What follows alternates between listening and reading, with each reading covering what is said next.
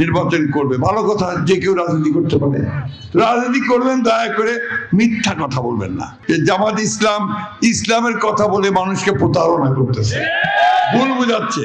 আজকে একটা দল আপনাদের সামনে আসছে, নিশ্চয়ই আসছে, আপনারা চিনেনও। এদেরকে আমরা আগে কখনো দেখি নাই, আমাদের সঙ্গেই থাকছে, আমরা একসাথে ছিলাম, আমাদের সঙ্গে থাকছে, আমরা ঠিক জানতাম না যে এরা কি।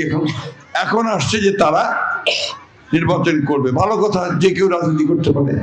রাজনীতি করবেন, দয়া করে মিথ্যা কথা বলবেন না, আর গীবত গাইবেন না, গীবত গাইবেন না, অন্যের সমালোচনা ওইভাবে করবেন না।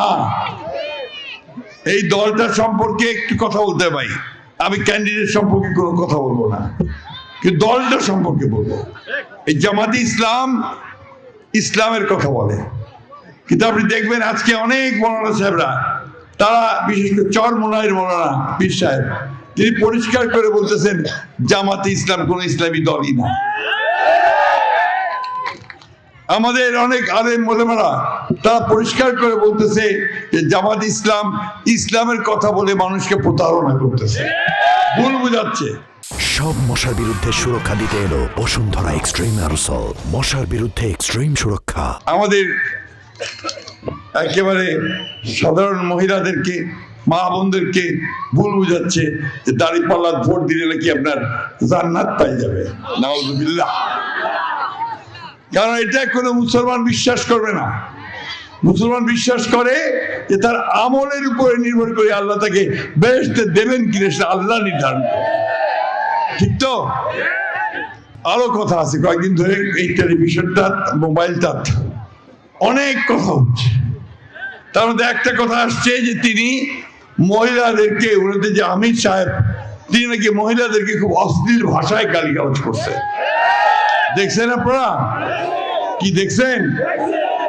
এখন যে দল বা দলের নেতা, এটা আমি বলতেছি না, কিন্তু পত্র পত্রিকায় আসছে, সোশ্যাল মিডিয়াতে আসছে, এইভাবে আমাদের অর্ধেক যে মানুষ, আমার মা বোন, আল্লাহ তাআলা বলছেন যে মায়ের পায়ের তলে বেহেশত, সেই মা বন্ধুকে যদি আমরা ইজ্জত করতে না পারি, সম্মান করতে না পারি, তার সম্পর্কে যদি কটু কথা বলতে পারি, তাহলে কি আমরা কোনোদিন বেহেশতে যাইতে পারবো?